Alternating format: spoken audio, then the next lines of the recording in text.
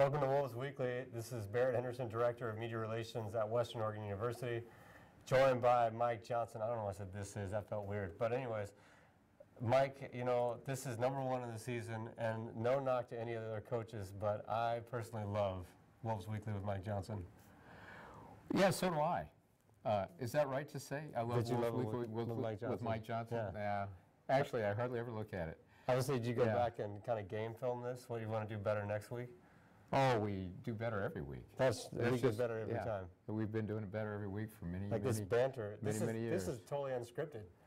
Well, it probably looks like it, too. Well, yeah, I'm sure it does. Yeah.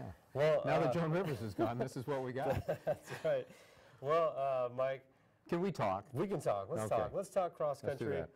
First meet coming up on Friday here at home. Friday and Saturday, because we got a high school invitational coming on Saturday. We'll get into that.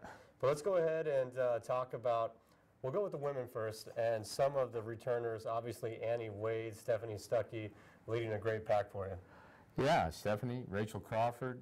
Wow, it just keeps, you know, we return most people. We only lost Jenny Leaf, you know, from last year's team. And whether it's, you know, seniors as Nicole Anderson or Rachel Shelley, or people that have only, you know, been with us a year or so, we have a really nice group of returning athletes, and obviously Annie returns as well. So it's a relatively deep team. It's probably the largest women's team we've had, but at the end, they only take 7 people, you know, to the conference, into the national, to the regionals, into the national championships. So long year coming up. Now, Annie Wade coming up into her senior year. She finished 9th in the region last year. Best women's finish here at Western Oregon in the NCAA regional meet. I know that she wants to do better at the conference championship, but boy, she's bringing a whole lot of experience back. Well, she's sick last year at conference, and then rallied, you know, nicely, you know, for the region meet.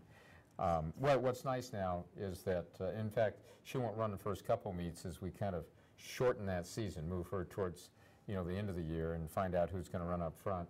And we have probably 3 to 4 other women that are going to, you know, be in that category. So it's a really good crew, and I don't want to say anybody's in a supporting role, because any one of 3 or 4 people can run right to the front. Now, some new faces on the women's side. You got a young lady out of Newburgh, Deborah De Leon. She's going to be a good newcomer for you. She really is, and it's interesting. Her, some people from her high school, I have years, I don't want to tell you how many, of background and experience, you know, with them, Bruce Sinkbile and Dan Malone, and people that I've known for a long time, and they just said, I think she's going to be pretty good. I think they were right, you know. Yeah. But we'll find out, along with the rest. And so many of them have started to learn about running. Rachel Crawford's doing a really good job, really fine job right now. Bailey Beeson. I could mention so many, but we'd be here all day. Well, hey, I'm glad you got that experience.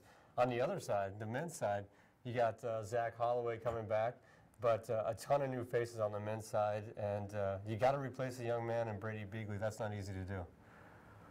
Well, I don't want to tell Brady that. You know, but you're right. It's not easy to do. But Zach's doing he's doing a very fine job right now. But you have to remember too that you know, Josh Hanna was a national qualifier at 800 meters, and he's in that group. Sam Knopfziger really stepped up during track season and, you know, started to develop. And we have you know, David Ribbage coming in as a newcomer. And so, are they young? Are they somewhat inexperienced at the championship level? That's probably the difference. But, you know, the attitudes, both in the men's and women's team, have been very positive. Really, their work ethic and what they express, not just through their words, but through their efforts, just seem to really be good right now. And so I think it'll be November, you know, before we see the promise of both of these teams, but there's progress. Let's talk about the young man and David Ribbage out of Enterprise, Oregon. That's a state champion, a state runner-up, and he's a talented runner.